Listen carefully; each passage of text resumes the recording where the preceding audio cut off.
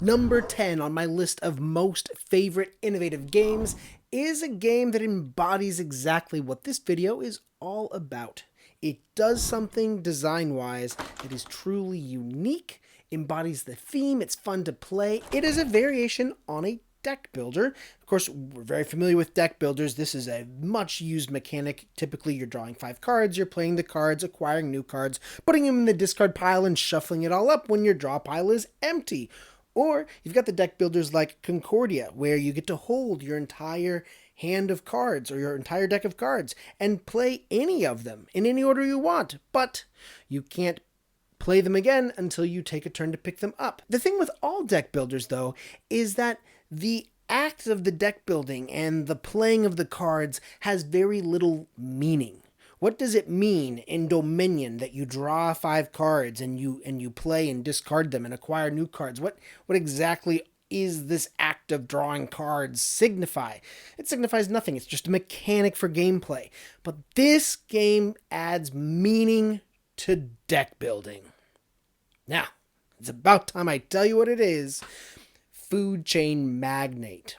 So there's a lot going on in Food Chain Magnate, but the core loop is that every round you are setting up the hierarchy for your company, your food chain corporation, starting with a CEO and branching out to management underneath you and the employees underneath them. You set up a company hierarchy, including a hiring agent that you use to acquire more cards, and those cards which aren't in the hierarchy and aren't working that round go to the beach. They go on vacation. Now, this innovative mechanic in Food Chain Magnate does something that sets it apart from other deck builders. Whereas other games have an arbitrary 5-card limit, in Food Chain Magnate you could theoretically play all of your cards, but you're limited by something very real, very meaningful: your management capacity. This is a strategy that you can choose to pursue. You can choose to hire lots of managers and have lots of employees so that you can perform many actions. Or you can take a strategy where you slim it down and you keep only the essential personnel to pursue a very specific strategy. There's a lot of freedom in Food Chain Magnate, and that brings me to the second thing that makes this game distinct. That is that everything has meaning in this game. Getting a new card, what does it mean? It means that you're hiring, paying for cards. What does that mean? You're paying salaries, setting up the company structure, the roles, what they do, how these actions are executed. Everything is very, very significant in Food Chain Magnate. That's something that I wish I saw more of. I get so excited when I see mechanics that embody the theme. Number 9 comes from a publisher that has recently closed its doors, so it may be difficult to get a hold of this one, but the idea of the innovation is something that I hope will live on and inspire future designs. The publisher is Game Brewer, and the game is Oak. What I like about Oak is how it combines worker placement and hand management. If you look at the board for Oak, you'll notice that there are several locations where you can place your workers, but none of them have icons to indicate what these spaces do. Instead, in Oak, when you perform an action, you have to place a worker and play a card associated with that location. If you have a card, but the space that you need to play that card is blocked, you can't perform the action. Or if you have a space to place your worker, but you don't have a card that is associated with that space, you can't perform the action. You have to prioritize in this game. This is an excellent problem-solving space. However, in Oak, the only drawback is the overwhelming number of symbols. I actually had to print photocopies of the appendix to give to players so that they could grapple with how many symbols are in this game. However, not a big deal, because after all, the game is hard to get a hold of anyway. I am hoping that another game will come up someday that is just like it, especially with this worker placement card managing mechanic. If you know of a game, please recommend it in the comments so I can check it out. The next game is probably in my top 5 of favorite games ever. I love this game not only because I think that the mechanics are intriguing, but also because the game is relatively unknown and underappreciated, so I love plugging it whenever I get the chance. The game is called An Age Contrived. This is a game all about energy, represented by these acrylic tiles. The players are immortal gods who are trying to influence the physical realm by bonding their energy to the board. Now, generally speaking, the more energy that you bind to the board, the more points that you'll get at the end of the game. Here's the catch, though. The energy that you bind to the board in order to get points is also what you need to use in order to perform actions. To see how this works, it's best to just walk you through a typical turn, so let me show you how this works. I have 5 tiles on my board, and you need to see this as split between the energy that I have on top of these tiles and the energy that I have below. The energy below is spent to perform actions, and it's only the energy above that can be deployed when performing these actions. Most of the time, players want that energy deployed to monuments as seen here, and on a single turn, they can use all of the energy they want to perform whatever actions they want. But at the end of a turn, players are often left with little or no energy for future actions. On later turns, players can restock their device, but for in-game scoring, some of that deployed energy must be permanently bound to the monuments on the board. Therefore, in An Age Contrived, players must moderate the balance between bound energy for points and dispensable energy for actions. This trade-off is what makes great game design, and the fact that it comes packaged in a unique conveyor mechanic is what I call innovative. Number 7 in our countdown of most innovative games is Arborea. Now, Arborea is kind of like a tile placing game, or cards actually. You're taking cards, you're placing them in a tableau in order to create a grid or an ecosystem for creatures. You attract these creatures and place them in your grid in order to score victory points. That's how you win the game. However, that's not what I like best about the game. In fact, I kind of think that detracts from what I think is most interesting, because what is innovative about this game is actually how you get the resources to pay for those cards and creatures. The board is all about worker placement, and it is incredibly well done. So, in order to get resources, you place a worker at the start of a pilgrimage, and at the end of your turn, all of the trails with your workers are going to advance, taking your worker and any other workers on that trail along with them. Whenever a track advances, all of the players can decide whether or not they want to hop off the trail. Now, why do you do this? Because at the beginning of a future turn, if you have any pilgrims who have hopped off of their trail, they get to go down the track and pick up all of the resources along the way. So you put this together, what it means is the more time you spend on a pilgrimage, meaning the more turns that the track advances, the longer your pilgrimage will be, and the more resources you can pick up along the way. Now, I've seen stuff done like this before. Tzolk'in, the Mayan calendar, is a great example of worker placement where you get more resources the longer you spend on the track. However, what makes this game quite different is that in order for things to advance and get better, other people need to be landing there, because the tracks only advance when a player puts their worker at the start of the track. So there's a synergy between you and the other players. I think that's brilliant, but it's not the only thing that I love about this game. Those resources are not little tokens that you pick up and keep in your own personal inventory. Rather, they go into a shared pool and are marked with these little tracks again. And it leaves the player with a very important decision at the end of their turn. They can either use the resources in the shared pool in order to buy cards and other things, or they can instead take victory points for contributing these resources to the community. So this is a game where you can actually make a lot of points by taking advantage of the resources that other people have contributed, or you can make a lot of points by contributing a lot of resources to the shared pool. It is a brilliantly synergistic game with everything that players doing affecting everyone else. Number 6 is Rainforest City. Rainforest City is a card drafting game where every time you take cards, you're either expanding your rainforest or you're adding animals to complete food chains and score points.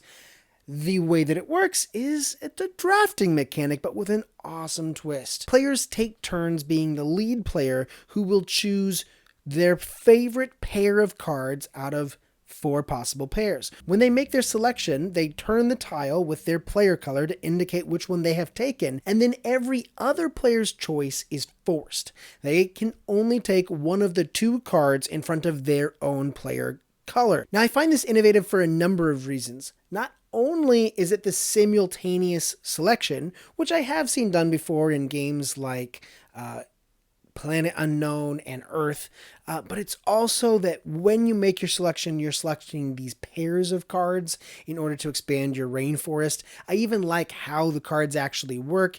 You're using overlay in order to figure out the best orientation for each card, and then once you find the orientation of the card, you simply take the matching tokens and discard the card. You don't need it anymore.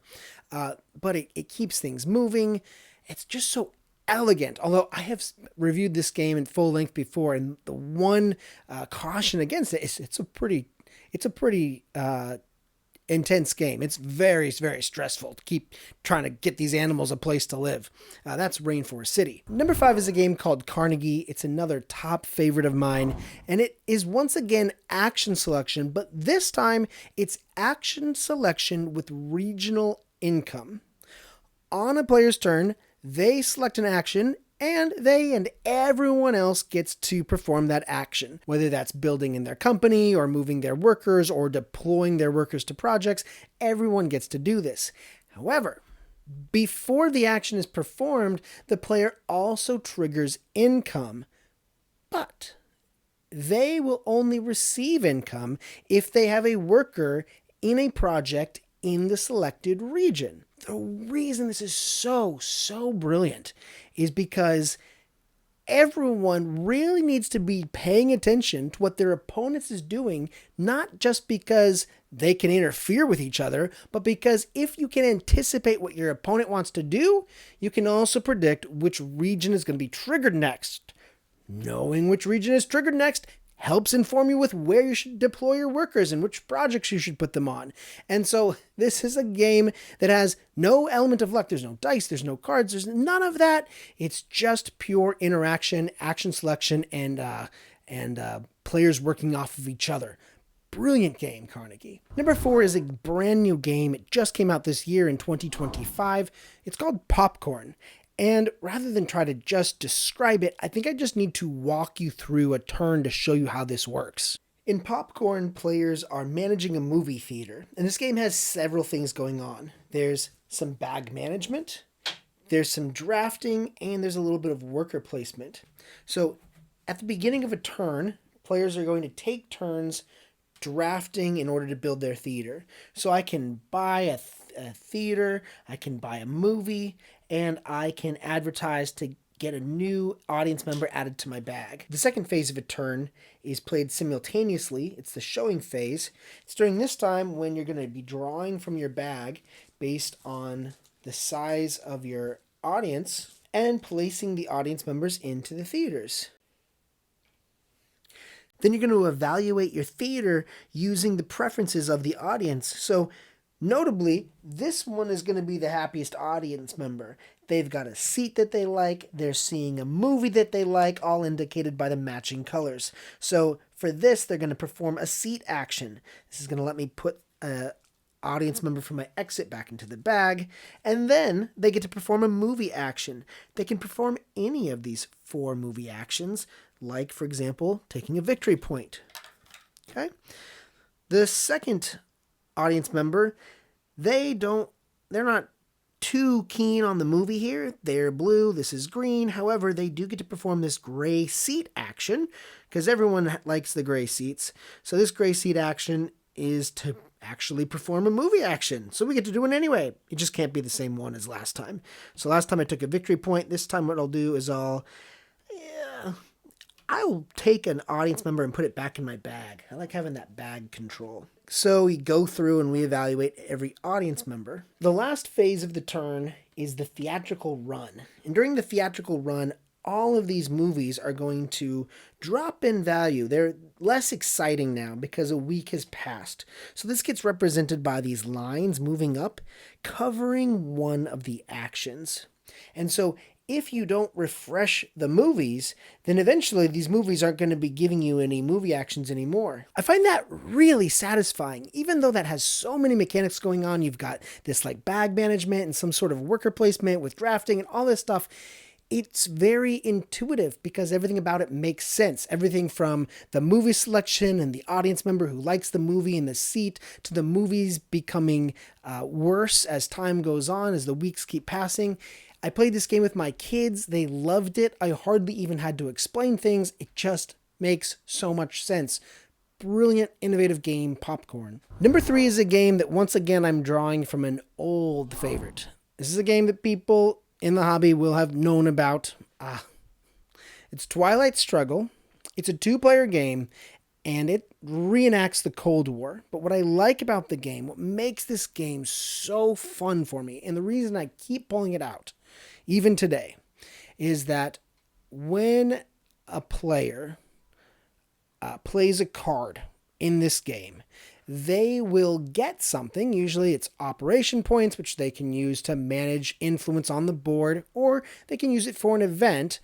But when they use it for the operation points, if the card belongs to their opponent, then the event is triggered for the opponent, which means it is very difficult to perform operations without simultaneously conceding something to your opponent.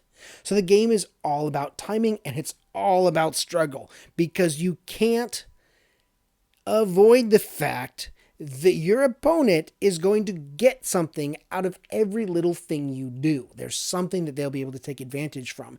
The best you can do is get the right timing and maybe catch your opponent off guard or surprise them with a move, because usually what's going to happen is they're going to have a very powerful event that they get in exchange for the operations that you get to perform on the board.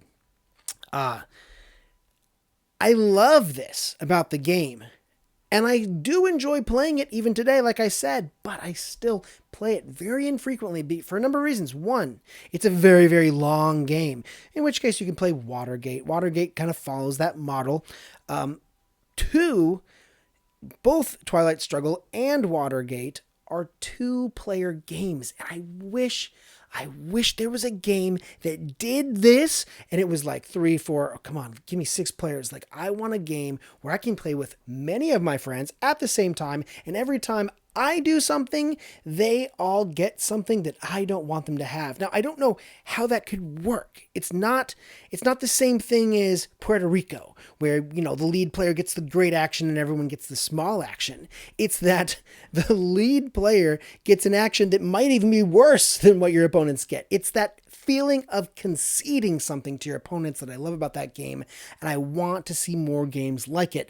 Oh, if you know one, please let me know in the comments. Number 2 is Baghdad. Baghdad is a game with this impressive table presence. It looks very complex. There's a lot going on, but the core loop is actually very simple and ingenious. It focuses in on your player board where there are 3 slots for cards. During the course of this game, players will be taking turns. Each turn they'll be playing 1 card, and at the end of the turn they'll be drawing 1 card. So they'll always have cards to play, and when they play this card, the previous cards get slid to the right. And there are 3 slots for cards. Now, every card that you play has icons on the top which are used for actions. So you play the card, you perform the action, but the thing is, those cards that you played previously, they accumulate. So as you get more cards with the same icons there, you can perform more powerful actions. That's really, really great. Cards for icons for actions. The thing about this game is, though, after the 3rd card slides off the board to make room for your newest card, the bottom of the card is triggered, and the bottom of the card is usually what has some sort of scoring benefit. So in Baghdad, every card you play is a trade-off between your immediate needs and your long-term goals and your plan for what you're going to be scoring later. I love being torn between this decision, especially when every turn you get a chance to draft a new card, knowing that it's going to be played and you're probably going to have to score the bottom. Yeah, I didn't say, but if you don't satisfy the condition, you just discard the card. But what a waste that is. I love that about Baghdad. Have never seen it before. It just came out this year. If you know another game like it, you gotta let me know about it. Number 1 is my favorite, most innovative game. When I heard about what it was, I first thought, how is that even possible? The game is Fromage, and the innovative mechanic is simultaneous worker placement. Simultaneous worker placement. How is that even possible? I thought that worker placement means that you're placing a worker and then you're blocking your opponents from being able to take that action. So it necessitates taking turns. You take a turn, you block the action, and then the opponent goes, oh, you blocked my action. But here's how Fromage works. The board is a giant cheese wheel, because the game's all about making cheese, and it's divided into 4 sectors. On your turn, and because it's simultaneous, everyone else's turn, we're all taking turns at the same time here, you can place your workers only in your sector of the cheese wheel. Now, when everyone is done doing this, the whole board rotates, giving you a new sector to play into. That's awesome. When it rotates, you even got the workers from your opponent who have slid into place, and they may be blocking you, as is often the case with a worker placement game. That's not the only thing, though. The other thing that I love about this game is how you get your workers back, because this is another game where the workers will get more resources or perform stronger actions the longer they stay in their position.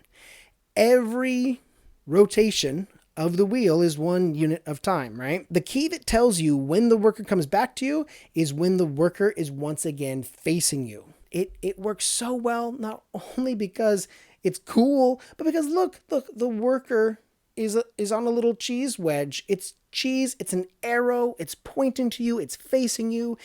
Everything about the design of this game is obvious. It's so intuitive how it works. I've taught it to so many people. Everyone who learns this game goes, oh, that's nice. And then there are no questions for the rest of the game. It just makes so much sense. And I think that's a key identifier of a truly innovative game. Not only is it unique, not only does it embody the theme, but it's something that's intuitive, something that makes it easier to teach the game, makes it fun to latch onto and really sink your teeth into.